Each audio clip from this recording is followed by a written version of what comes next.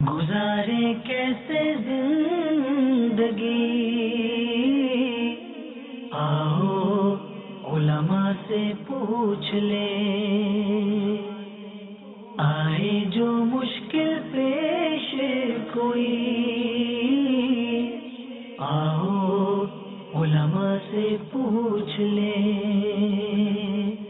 الحمدللہ رب العالمین والصلاة والسلام علی سید المرسلین، اما بعد فاعوذ باللہ من الشیطان الرجیم، بسم اللہ الرحمن الرحیم۔ الصلاة والسلام علیک یا رسول اللہ، الصلاة والسلام علیک یا حبیب اللہ، الصلاة والسلام علیک یا نبی اللہ وعلی آلک واصحابک یا نور اللہ۔ مدنی چینل کے ناظرین، الحمدللہ مدنی چینل کا سلسلہ دارالفتہ اہل سنت میں آپ کو مرحبا کہتے ہیں۔ الحمدللہ اللہ تعالیٰ کی فضل و کرم سے مدنی چینل کے ذریعے دین متین، دین پاک کی اشاعت، ترویج اور سنتوں کو عام کرنے کے لیے الحمدللہ مدنی چینل دن رات کوشاں ہے۔ اسی مدنی چینل کے سلسلے میں آپ کی کالز ریکارڈ کی جاتی ہیں، کالز لی جاتی ہیں اور ممکنہ صورت میں ان کالز کے جوابات بھی دیے جاتے ہیں۔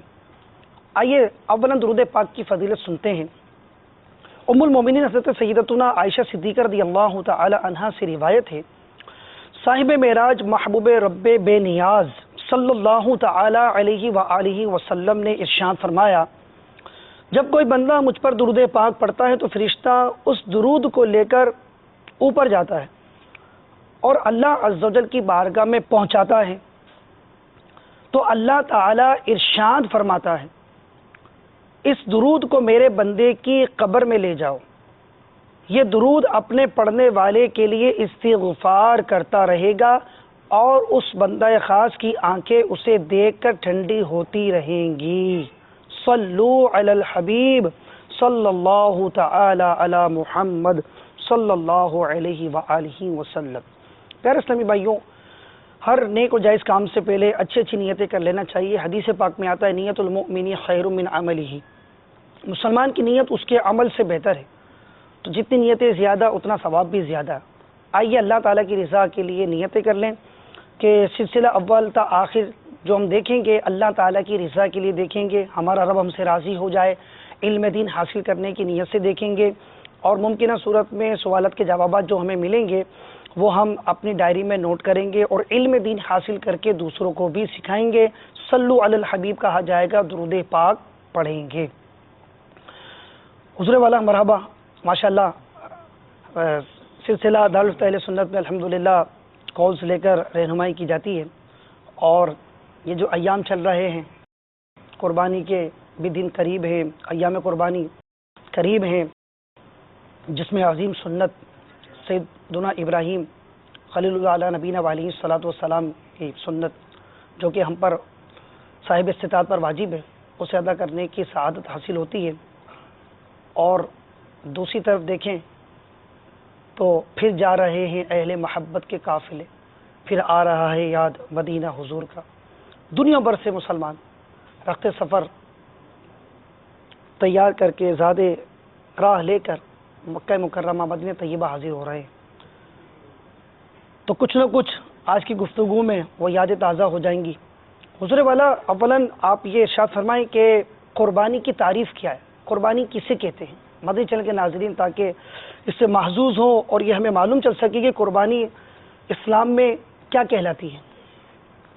الحمدللہ رب العالمین والصلاة والسلام علی سید الانبیاء والمرسلین، اما بعد فاعوذ باللہ من الشیطان الرجیم، بسم اللہ الرحمن الرحیم۔ دیکھیں، قربانی در حقیقت ایک ایسی جو ہے وہ چیز ہے یا ایک ایسا عمل ہے جو کہ نہ صرف جو ہے وہ مسلمانوں میں رائج ہے بلکہ ابتدا سے اس کی ایک تاریخ ہے، اور اس کے مطابق یہ عمل جو ہے وہ مختلف قومیں، مختلف مذاہب کے رہنے والے، ماننے والے اس پر عمل کرتے آئے ہیں۔ تو اگر قربانی کی تعریف سے پہلے ہم تھوڑا اس کی جو ہے وہ تاریخ پر ایک مختصر سی نظر ڈالیں کہ سب سے پہلے جو قربانی ادا کی گئی وہ کون سی تھی؟ جی بالکل۔ تو سب سے پہلے قربانی جو ہے وہ حضرت آدم علیہ السلام کے جو دو بیٹے تھے حابیل اور قابیل، انہوں نے قربانیاں پیش کی تھیں، جن میں سے اللہ تبارک و تعالی نے حابیل کی جو ہے وہ قربانی کو قبول کر لیا تھا اور قابیل کی قربانی کو رد کر دیا تھا. اور اس وقت قبولیت کا دار و مدار اس بات پر ہوتا تھا کہ آسمان سے ایک آگ آ کر اس قربانی کو کھا جاتی تھی جس قربانی کو بارگاہ الہی میں قبولیت کا درجہ حاصل ہونا ہوتا تھا. اللہ اکبر. اس طرح اسی وقت پتہ چل جاتا تھا کہ کس کی قربانی قبول ہوئی ہے اور کس کی نہیں ہوئی. پھر اس کے بعد مختلف قومیں جو ہے وہ اس قربانی کی چیز کے اوپر عمل پیرا رہیں. مختلف مذاہب کے ماننے والے اپنے معبودان باطل کے لیے جو ہے وہ قربانی جو ہے وہ کیا کرتے تھے، کیونکہ وہ انہی معبودان باطل کو اپنی زندگی کا سب کچھ مانتے تھے، جان دینے والا سب کچھ انہیں مانتے تھے، تو ان کے لیے جو ہے وہ نذرانے کے طور پہ قربانی کرتے تھے. اسلام نے قربانی کی جو احکام بیان فرمائے وہ حضرت ابراہیم علیہ السلام کی سنت کے طور پر جو ہے وہ بیان فرمایا کہ حضرت ابراہیم علیہ السلام کی سنت ہے. اب قربانی دیکھیں، اصل تو یہ ہے کہ ایک جانور ذبح کرنا ہے. اب وہ جانور کوئی سا بھی ہو سکتا ہے، صحیح، اور اس کی عمر بھی کچھ بھی ہو سکتی ہے، اور کسی مقصد کے لیے بھی ہو سکتا ہے، مقصد کچھ بھی ہو سکتا ہے. ہاں ایک یہ ہے کہ قرب، چونکہ قربانی قرب سے ہے تو اس میں قرب کا مقصد ہوتا ہے کہ تقرب جو ہے وہ اس کے ذریعے سے حاصل کرنا مقصود ہوتا ہے. یعنی اپنی جو کھانے کے لیے کوئی جانور اگر کوئی شخص ذبح کرے تو اس کو کوئی بھی قربانی نہیں کہتا، نہ اسلام میں نہ اور دیگر مذاہب میں یا دیگر اقوام کے اندر. قربانی وہی کی جاتی ہے یا اسے ہی کہا جاتا ہے جس کے ذریعے کرنے والے کا مقصود قرب ہوتا ہے، یعنی اللہ تعالیٰ کی رضا کا حصول. نہیں، اولاً تو قرب ہے نا. اب جب مسلمان کرتا ہے تو قرب الہی مقصود ہوتا ہے، سبحان اللہ، اور غیر مسلم کرتا ہے تو اپنے معبودان باطل کے قرب کے لیے کرتا وہ بھی قرب کے لیے. لیکن اصل قربانی جو اسلام نے جس کا حکم دیا وہ ہے جو کہ اللہ کی بارگاہ میں مقبول ہے، اور جس کا اسلام نے حکم دیا اور جس کا کرنا جائز ہے، کیونکہ غیر اللہ کے قرب حاصل کرنے کے لیے جو ہے وہ قربانی جائز نہیں اسلام میں، کہ تقرب اللہ کے لیے ہی قربانی جو ہے وہ ہوتی ہے. تو تقرب اللہ جو ہے وہ مقصود ہے، اور قرب الہی کا حصول یہ ایک بہت بڑا جو ہے وہ ایک مسلمان کا جو ہے وہ ایک کہہ لیں کہ آپ اس کی کامیابی کا دار و مدار اور اس کا جو ہے وہ پوری زندگی کا جو ہے وہ نتیجہ یہی ہے کہ رب کا قرب حاصل ہو جائے، رب راضی ہو جائے. حضور اس میں آپ نے جیسا ارشاد فرمایا تو اس میں تو ضمن گوشت بھی حاصل ہو جاتا ہے.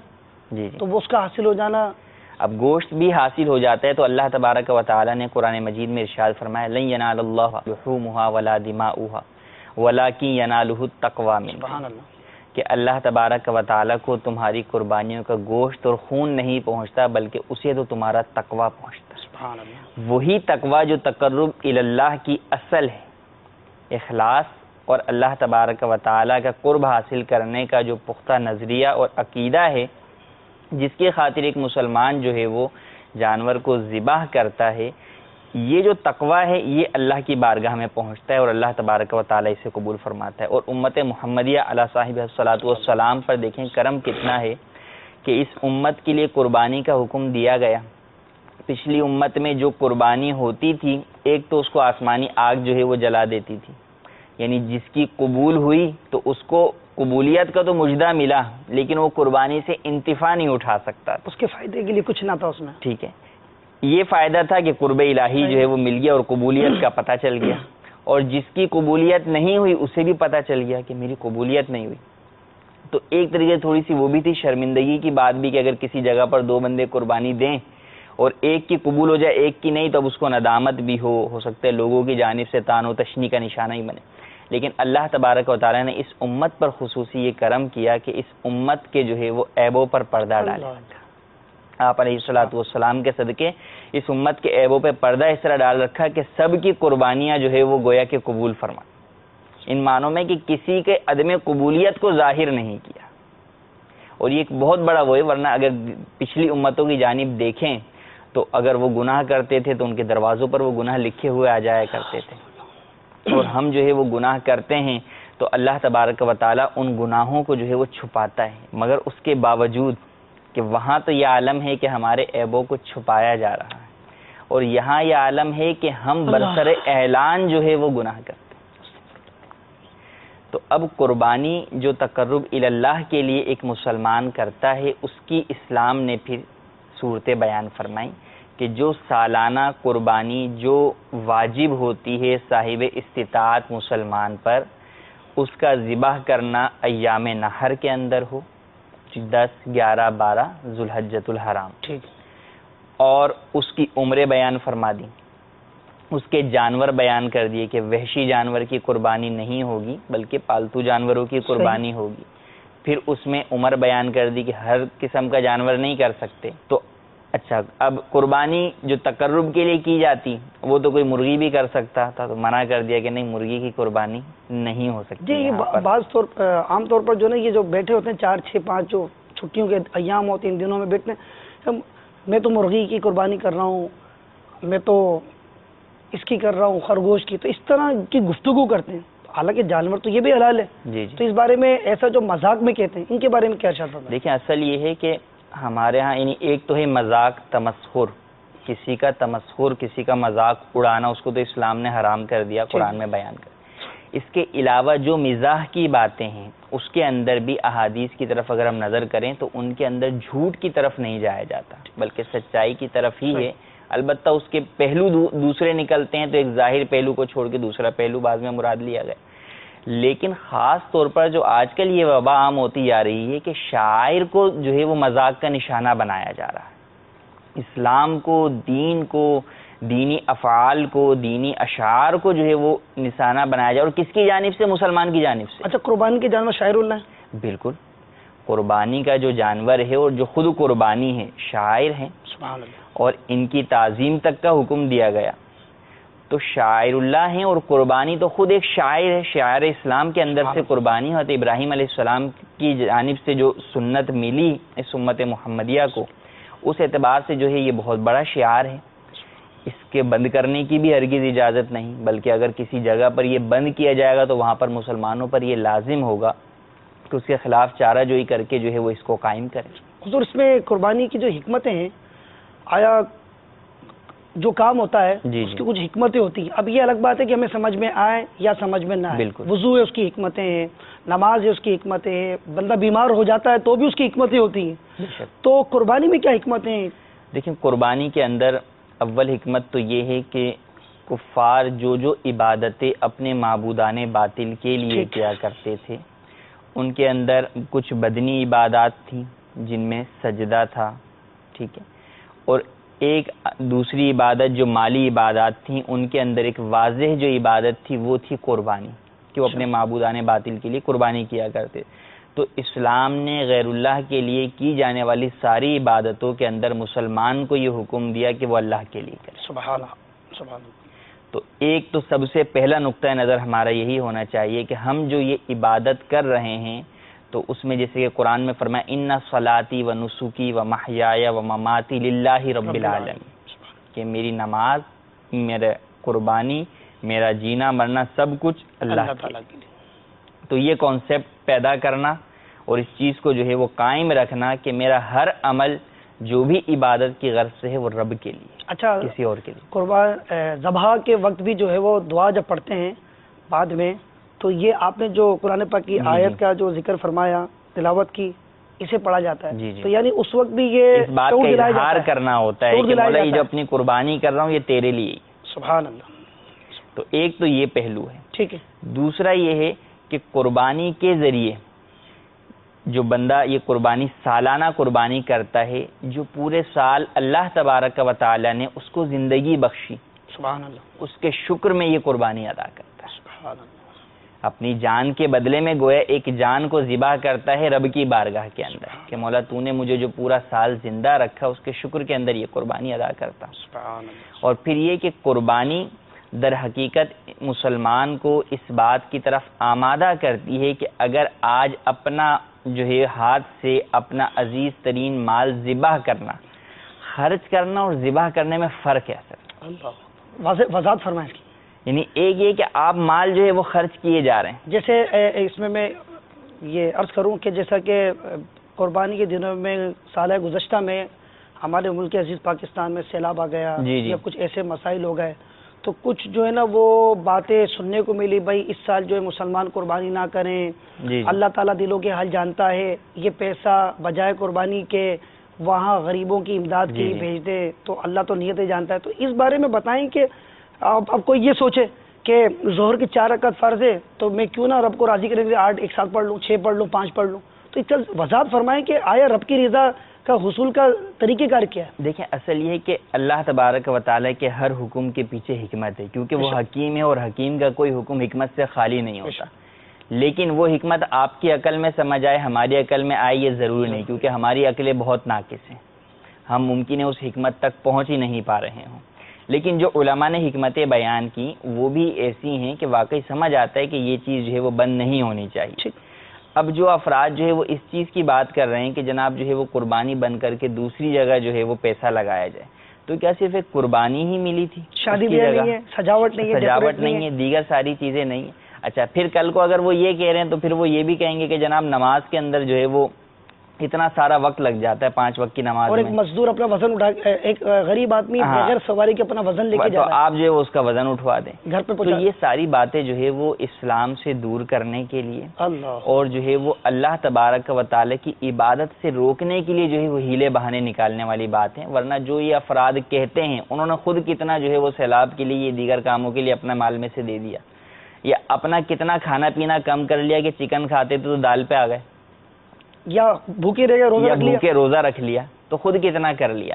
تو یہ ساری باتیں جو ہے وہ شیطان کی جانب سے ہیں. مسلمانوں کو جو عبادت ہے وہ اللہ کے لیے بندہ کر رہا ہے، بے شک، اور رب کے لیے جب عبادت کرے گا تو اس سے کبھی بھی کسی بھی مسلمان میں انفرادی طور پر یا اجتماعی طور پر معاشرے کے اندر کبھی بھی نقصان نہیں آتا. یہ کیسے ہو سکتا ہے کہ آپ رب کی فرما برداری کریں اور رب جو ہے وہ آپ کے ساتھ جو ہے وہ نقصان والا معاملہ کرے، اور اگر نافرمانی کریں تو وہ جو ہے آپ کے اوپر انعام کی بارش کرے. ایک سمپل سا اصول ہے دنیا کے اندر بھی کہ اگر آپ جو ہے وہ کسی کے ساتھ فرما برداری کرتے ہیں، کسی کے ساتھ اچھے سلوک سے پیش آتے ہیں تو اس کے مقابلے میں وہ بھی آپ کے ساتھ اچھائی کرتے ہیں. یہ تو کامن سب ٹھیک ہے، لیکن اس کے الٹ نہیں ہوگا کہ آپ جو ہے وہ اس کے ساتھ برائی کریں اور وہ جو ہے وہ آپ کے ساتھ اچھائی کرے. تو ایک عام یہ معاملہ ہے. تو اللہ تبارک و تعالیٰ تو جو ہے وہ سب سے بڑھ کر رحم فرمانے والا ہے.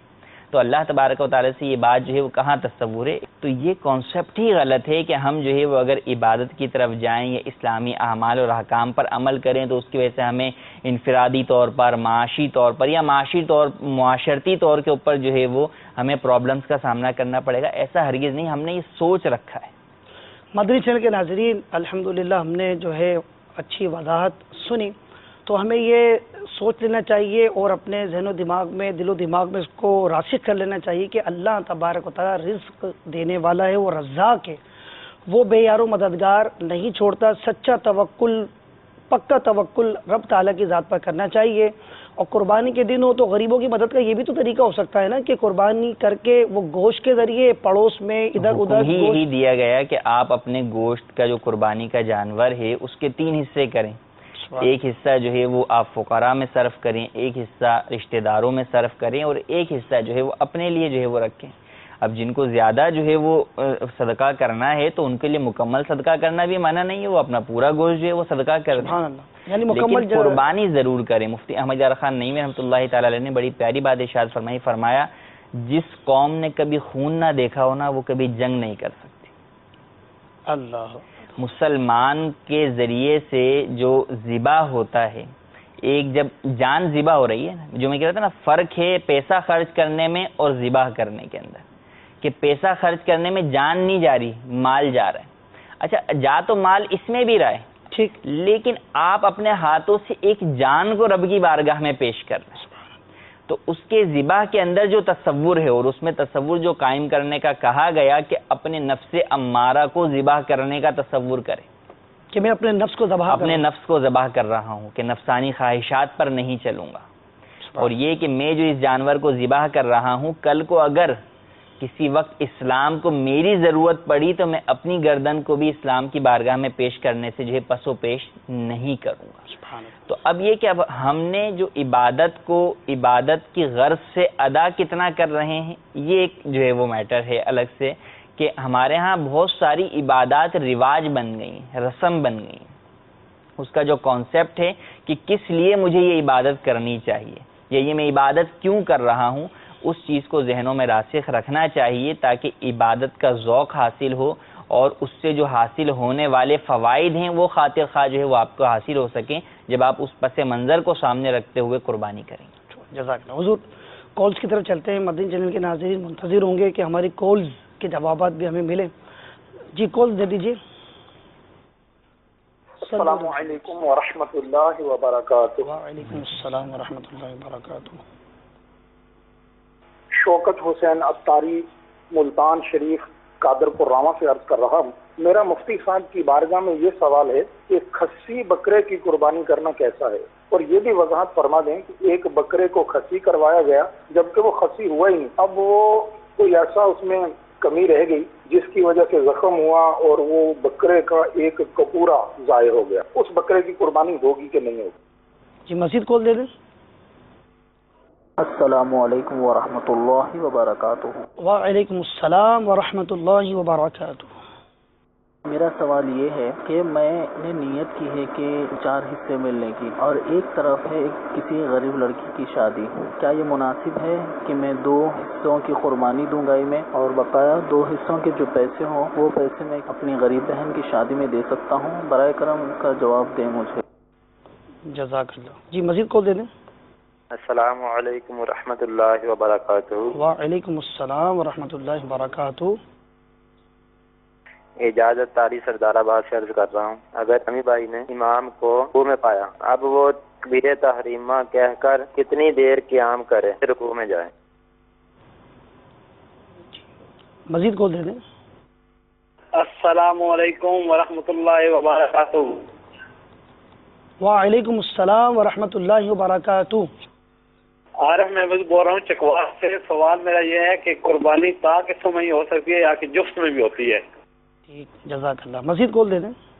میں محمد فرحان میاں سے بات کر رہا ہوں. میرا دارالفتاء اہل سنت سے سوال ہے کہ نابینا شخص اذان دے سکتا ہے کہ نہیں؟ السلام علیکم ورحمۃ اللہ وبرکاتہ. السلام ورحمۃ اللہ وبرکاتہ. نابینا جو ہیں انہیں ثواب سے محروم نہ کیا جائے. مزید وضاحت لیتے ہیں.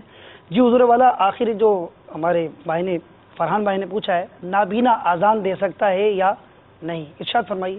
دیکھیں نابینا جو ہے وہ اذان تو دے سکتا ہے، لیکن مؤذن کے لیے جو چند صفات بیان کی گئی، یہ کہ وہ نماز کے اوقات کا جاننے والا ہو. ٹھیک ہے. تو اس اعتبار سے جو ہے وہ یہ دیکھا جائے کہ اگر جو ہے وہ جب نابینا ہے تو اگر تو کوئی دوسرا ایسا شخص موجود ہے جو اسے اوقات کار وغیرہ بتا دیتا ہے کہ بھئی یہ ٹائم ہو گیا ہے، اب فجر کا ٹائم ہو گیا ہے، صحیح اور پھر اس کے بعد وہ اذان دے تو اس میں حرج نہیں ہے. ٹھیک ہے. اور اگر اس طرح کا کوئی بتانے والا نہیں ہے تو پھر اس سے نہ دلوائی جائے کہ ممکن ہے کہ وہ وقت سے پہلے اذان دے دے. یعنی اس بات پر کہ دوسری مسجد سے آواز آ رہی ہے میں اذان دے دوں تو یہ درست نہیں ہو سکتا. دوسری مسجد والا غلطی کرے، بس اوقات رمضان کے اندر ایسا ہوتا بھی ہے جی، تو اس چیز کی جو ہے وہ اجازت نہیں ہوگی. ہاں کوئی دوسرا بتانے والا ہے، یا عموماً یہ ہوتا ہے کہ جیسے مسجد کے اندر مؤذن صاحب تو ہوتے ہی ہیں، اب کوئی شخص آتا ہے کہ حضور میں نے جو ہے وہ اذان دینی ہے ثواب حاصل کرنے کے لیے، اب مؤذن کہتا ہے ٹھیک ہے دے دیں. تو اگر ان معنوں میں سوال ہے کہ بھئی کوئی نابینا آگے کہتا ہے مجھے کہ میں اذان دے دوں، اب مؤذن اسے اذان دینے دے یا نہیں دے تو بالکل دینے دے، اس میں کوئی حرج نہیں. واقعی صورت وہ یہی لگتا ہے یہی ہوگی کہ عموماً نابینا کوئی مؤذن ہوتے بھی نہیں ہیں، مؤذن جو ہے وہ نہیں بھی. ٹھیک ہے جزاک اللہ. حضور یہ ایک ہمارے اسلامی بھائی نے سوال کیا چکوال سے کہ قربانی میں جو ہے حصے طاق ہونے چاہیے جفت، یعنی غالباً بڑے جانور کی ہی بات ہے یہ کہ اس میں جیسے کہ زیادہ سے زیادہ 7 حصے قربانی کے ہو سکتے ہیں، تو ان کا مقصد یہ گا کہ 7 5 3 ہوں یا 2 4 6 اس طرح. اس کی وضاحت فرمائیں. جائز ہونے کے اعتبار سے جو ہے وہ 7 حصوں کے اندر سے جو ہے وہ جفت بھی کوئی شخص لے سکتا ہے اور دوسرا جو ہے وہ طاق بھی لے سکتا ہے. اچھا. اس میں بھی حرج نہیں ہے. اچھا یا ایک میں وضاحت چاہوں گا حضور، یہ بتائیے یہ تو آپ نے بتا دیے کہ 7 سے کم حصے ہو سکتے ہیں، کیا 7 سے زیادہ حصے بڑے جانور میں کیے جا سکتے ہیں؟ 7 سے زیادہ جو ہے وہ حصے نہیں ہو سکتے، اور 7 سے کم اس معنوں میں ہو سکتے ہیں جبکہ وہ کسی پورے حصے کے تابع ہو، ضمن میں ہو. ورنہ اگر کوئی یوں آ کے کہے کہ یعنی ایک نے جو ہے وہ 3.5 لے لی ہے، ایک نے 3 لے لی ہے، اب وہ یہ کہے کہ بھئی آدھا مجھے دے دو، تو یہ نہیں ہو سکتا کہ آدھا حصہ جو ہے وہ نہیں ہوگا، پھر اسے تقرب مکمل نہیں ہوگا اور وہ پھر پورا جانور ہی جو ہے وہ قربانی کے لائق نہیں رہے گا، سب کی قربانی، کیونکہ اگر ایک حصہ بھی اس کے اندر ایسا آ گیا جس کی وجہ سے قربانی ادا نہیں ہو رہی، قربت والی کسی بھی قسم کی قربانی اس سے ادا نہیں ہوتی، تو مکمل جانور جو ہے وہ قربانی کے پھر لائق نہیں رہے گا۔ تو یہ ہو سکتا ہے کہ 3.5 لے لیں، یا جو ہے وہ کوئی شخص جو ہے وہ 1.5 لے لے، دوسرا 3.5 لے لے، یعنی ایک حصہ مکمل ہو، اس کے بعد پھر کوئی وہ آدھا لے لیتا ہے تو اس میں حرج نہیں ہے کہ وہ آدھا اس ایک کے ضمن کے اندر ہے، اور زیادہ تو ہو ہی نہیں سکتے کہ 7 سے زیادہ ہوں۔ جزاک اللہ۔ امید ہے ہمارے اسلامی بھائی نے اپنے سوال کا جواب پا کر سمجھ لیا ہوگا۔ حضور والا، یہ اعجاز بھائی نے سردار آباد سے سوال کیا کہ ایک امام کو رکوع میں پایا، نمازی نماز پڑھنے کے لیے آیا، جماعت کو پایا امام رکوع میں پوری جماعت، تو اب طریقہ کار کیا ہونا چاہیے کہ تکبیر تحریمہ چونکہ وہ فرض ہے، اور تکبیر پڑھ کر کتنی دیر رکیں، ہاتھ باندھیں یا ہاتھ نہ باندھیں، آیا اللہ اکبر کہتے ہوئے رکوع میں چلے جائیں یا رکیں، کیا طریقہ کار ہوگا؟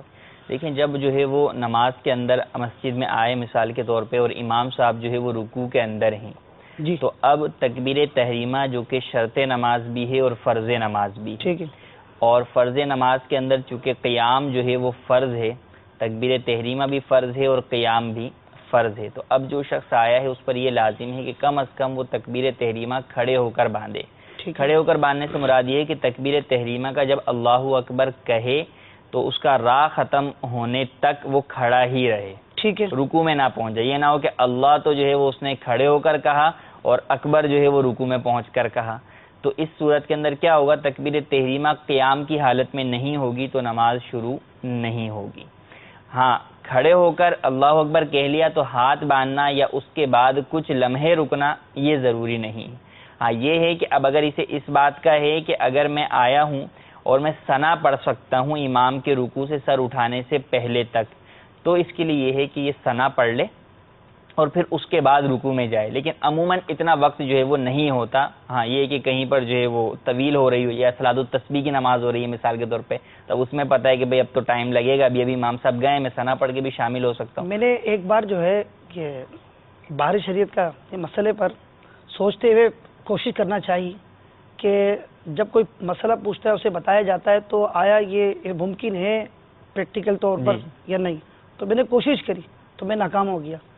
تو ایسا بہت مشکل ہو جاتا ہے کہ تحریمہ پڑھنے کے بعد باندھنے کے بعد ثنا پڑھ کے رکوع پا لے، کہ عموماً جو ہے وہ رکوع جلدی جو ہے جلدی سے ادا کر لیا جاتا ہے، تو اس احتیاط کیا اس بارے میں کہ اس میں یہ ہے کہ جب بھی اس بات کا وہی ہے، میں نے آپ کو بتایا اندیشہ ہے کہ بھئی امام رکوع سے سر اٹھا لے گا تو آپ کی رکعت فوت ہو جائے گی، رکعت کو پانا جو ہے وہ زیادہ ضروری ہے، تو اس صورت کے اندر تو آپ جو ہے وہ بغیر ثنا پڑھے ہی تکبیر تحریمہ کھڑے ہو کر کہیں، ہاتھ باندھنا ضروری نہیں، دوسرا اللہ اکبر کہتے ہوئے آپ رکوع میں چلے جائیں، تو یہ اس طریقے سے ہو جائے گا۔ ہاں، جو میں نے صلاۃ التسبیح کی آپ کو مثال دی، اس میں یہ ممکن ہے کہ اس کے اندر جو ہے وہ طویل چونکہ رکوع ہوتا ہے تو اس میں اللہ اکبر کہنے کے بعد ثنا پڑھیں اور پھر اس کے بعد جو ہے، ہاں اب اگر جب ثنا نہیں پڑھی عام نمازوں کے اندر، تو اب جب اگر اس کی کوئی رکعت فوت ہو گئی، مثلا دوسری میں شامل ہوا ہے، تو اب جب اپنی پہلی جو فوت شدہ ہے اس کو پڑھنے کے لیے کھڑا ہوگا تو اس کی ابتدا کے اندر وہ ثنا پڑھے۔ ٹھیک، جزاک اللہ حضور۔ میٹھے اسلامی بھائیوں، مدنی چینل کے ناظرین، شیخ طریقت امیر اہل سنت کی مائع ناز تصنیف نماز کے احکام، اس میں متعدد رسائل ہیں، نماز کا طریقہ ہے، وضو کا طریقہ ہے، غسل کا طریقہ ہے، تیمم کا طریقہ ہے، فاتحہ کا طریقہ ہے، مسافر کی نماز ہے، اور بہت سارے جو ہے موضوعات ہیں اور کئی مسائل ہیں، تو آپ اسے مکتبۃ المدینہ سے خرید فرمائیں، ہدیۃً حاصل کریں، یا دعوت اسلامی کی ویب سائٹ سے اس کو ڈاؤن لوڈ کر لیں، اس کو پڑھیں، تو انشاءاللہ عز و جل آپ کو ڈھیروں ڈھیر معلومات کا خزانہ حاصل ہوگا۔ اس کے علاوہ شیخ طریقت امیر سنت کی اسلامی بہنوں کے نماز سے متعلق بھی کتاب ہے، اسلامی بہنوں کی نماز، تو لہٰذا اسے اسلامی بہنیں حاصل کریں، اپنے گھر کے اسلامی بھائیوں سے کہیں کہ وہ آپ کو لا کر دیں تاکہ آپ گھر میں بیٹھ کر اسے پڑھیں اور سمجھیں۔ اللہ تبارک و تعالی ہمیں خوب ان رسائل کو پڑھنے کی توفیق عطا فرمائے۔ حضور والا، ایک سوال ہوا کہ خصی جانور جو ہے بکرا، اس کی قربانی کرنا کیسا، ایک تو یہ تھا، اور اس کے ساتھ انہوں نے یہ بھی کہا کہ خصی کروانے کے لیے جب اس کو خصی کروایا تو وہ ہوا نہیں، تو اس میں کچھ عیب آ گیا، تو اس کی وضاحت فرمائیے۔ دیکھیں، خصی جانور کی قربانی کرنا جائز بلکہ افضل، بلکہ نبی کریم صلی اللہ علیہ وسلم سے ثابت ہے کہ آپ علیہ الصلوۃ والسلام نے خصی جو ہے وہ دمبوں کی قربانی فرمائی۔ سبحان اللہ۔ تو آپ علیہ الصلوۃ والسلام سے یہ حدیث مبارکہ میں ثابت ہے کہ آپ علیہ الصلوۃ والسلام کا عمل یہ تھا، اور وجہ یہ ہے کہ خصی کروانے کی وجہ سے جانور میں عیب پیدا نہیں ہوتا، بلکہ جانور کے اندر جو ہے وہ اضافہ ہو جاتا ہے، اس میں فربگی آ جاتی ہے، وہ جانور فربا ہو جاتا ہے، اور اس کے اندر یہ خصوصیت شمار کی جاتی ہے۔ عیب کے بارے میں مشہور قاعدہ یہ ہے کہ عیب وہ ہے کہ جب تاجروں کے پاس پیش کیا جائے تو وہ اسے عیب گردانتے ہوئے اس چیز کی قیمت میں کمی تصور کریں، کہ اگر اس چیز کی قیمت 10,000 تھی تو اس عیب کی وجہ سے 9,000 ہو گئی یا 8,500 ہو گئی، تو یہ عیب کہلاتا ہے۔ جبکہ شروع سے لے کے اب تک جو ہے وہ کوئی بھی ایسی مارکیٹ یا آپ تاجروں کا نہیں کہہ سکتے کہ جو خصی جانور کو عیب والا جانور شمار کریں۔ تو خصی جانور عیب والا جانور نہیں ہوتا، بلکہ وہ جو ہے وہ اس میں یہ عیب شمار نہیں ہوتا، لہذا اس کی قربانی بالکل جائز، افضل، حدیث سے ثابت ہے، سنت کی نیت سے اس کی قربانی کریں۔ اور اگر خصی کروایا اور جو ہے پھر وہ نہیں ہوا اور اس کا جو ہے وہ کا پورا ضائع ہو گیا، تو بھی اس کی وجہ سے یہ عیب شمار نہیں ہوگا کہ وہ چیز مکمل طور پر نکال کر پھینک بھی دی جائے، جب بھی جو ہے وہ اس کی قربانی کے اندر کوئی فرق نہیں ہوگا کہ یہ عیب شمار نہیں ہوتا۔ جزاک اللہ حضور والا، یہ کانسیپٹ کلیئر ہو گیا کہ ایک عام طور پر یہی سمجھا جاتا تھا کہ عیب دار جانور کی قربانی نہیں ہوتی، تو یہ تو بات صحیح ہے، لیکن وہ اس سے بھی عیب میں شامل کیا جاتا ہے۔ آپ نے اچھی وضاحت فرما دی کہ یہ عیب نہیں، بلکہ اس سے تو اس میں حسن میں اضافہ، یعنی فربگی میں اضافہ ہو جاتا ہے، وہ فربا ہو جاتا ہے، اور نبی پاک علیہ الصلوۃ والسلام نے بھی ایسے جانوروں کی قربانی کی۔ حضور والا ایک سوال جو ہے وہ آیا ہے، اسلامی بہن سے متعلق سوال ہے، اور دعوت اسلامی کی اصطلاح میں ہم اسلامی بہن کہتے ہیں۔ اس کی وضاحت میں یوں کر دوں کہ سننے والے یہ سمجھتے ہیں غالباً دعوت اسلامی سے تعلق ہے تو اسلامی بہن کہتے ہیں، حالانکہ ایسا نہیں ہے، بلکہ جو بھی مسلمان خاتون ہیں انہیں اسلامی بہن کہنا یہ دعوت اسلامی کا ایک اصطلاح ہے۔ تو ان کا معاملہ یہ گا کہ وہ عربی کا پیپر دینے کے لیے کالج یا یونیورسٹی کے اندر وہ گئیں، تو اب چونکہ ان کے ماہانہ ایام تھے، تو اب چونکہ پیپر ہے، آپ سمجھتے ہیں کہ پیپر کے معاملات تو عربی کا پیپر ہے، تو اس بارے میں کیا احتیاط ہے؟ دیکھیں، مخصوص ایام کے اندر عورتوں کو قرآن پاک کی تلاوت کرنا بھی حرام ہے، اور قرآن پاک کو چھونا بھی جو ہے وہ حرام ہے۔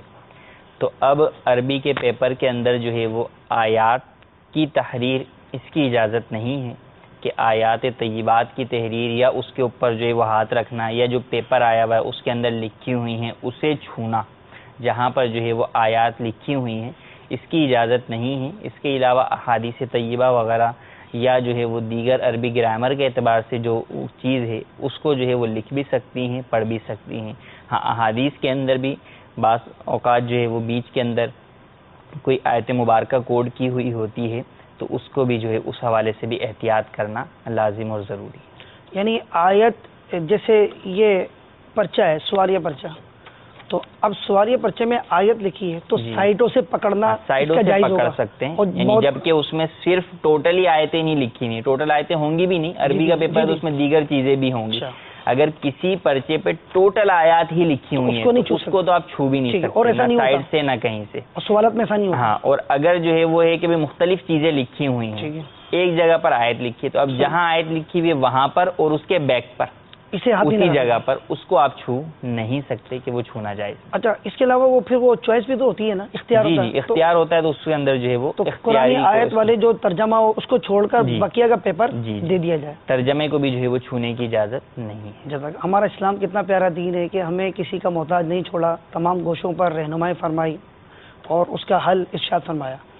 حضور والا ایک کال آئی تھی، ہمارے بھائی نے سوال کیا تھا، اسلامی بھائی نے، کہ وہ ان کی نیت ہوتی ہے کہ 4 حصے لے لیں، ٹھیک، اور ان کی توجہ جاتی ہے دوسری طرف کہ مجھ پر قربانی جو واجب ہے تو واجب میرے جو ہے 1 یا 2 حصوں سے ادا ہو جائے گا، اور بقیہ جو 2 حصے ہیں اس کے پیسے میں کسی غریب کی مدد کر دوں، اور مدد کی صورت انہوں نے شادی بتائی تھی، تو اس بارے میں ارشاد فرمائیں کہ واجب ادا ہو جائے تب مدد کی طرف توجہ کی جائے، یا واجب مزید گھر میں اور بھی ہیں تو ان کا غالباً یہ انہوں نے بتا نہیں پائے، ہو سکتا ہے یہ صورت ہو کہ متعدد افراد جن پر قربانی گھر میں واجب ہے؟ کہ اگر تو 4 جو حصے ڈالتے ہیں ٹھیک ہے، یہ واجب قربانی کے اعتبار سے ہی ڈالتے ہیں، مثلا ایک اپنا ڈال رہے ہیں، ایک بچوں کی امی ایک کا جو ہو ہے گیا، وہ بچوں کی امی کا ڈال رہے ہیں، ایک یہ ہے کہ اپنے والد کا ڈال رہے ہیں جن پر قربانی واجب ہے، یا اپنے کسی بڑے بیٹے یا بیٹی کا ڈال رہے ہیں جن پر قربانی واجب ہے، اور چونکہ وہ ان کی قربانی یہی کرتے ہیں ان سے پوچھ کر، اگر یہ نہیں کریں گے تو پھر ان کو کرنے میں دقت اور پریشانی ہوگی. تو اس اعتبار سے دیکھیں اگر واجب قربانی ہے تو اس صورت میں یہ خود ہی ان پر یہ قربانیاں ہی ادا کرنا لازم ہوگا، یعنی ان پر تو اپنی قربانی لازم ہوگی، بقیہ افراد کی قربانی بقیہ پر خود لازم ہوگی.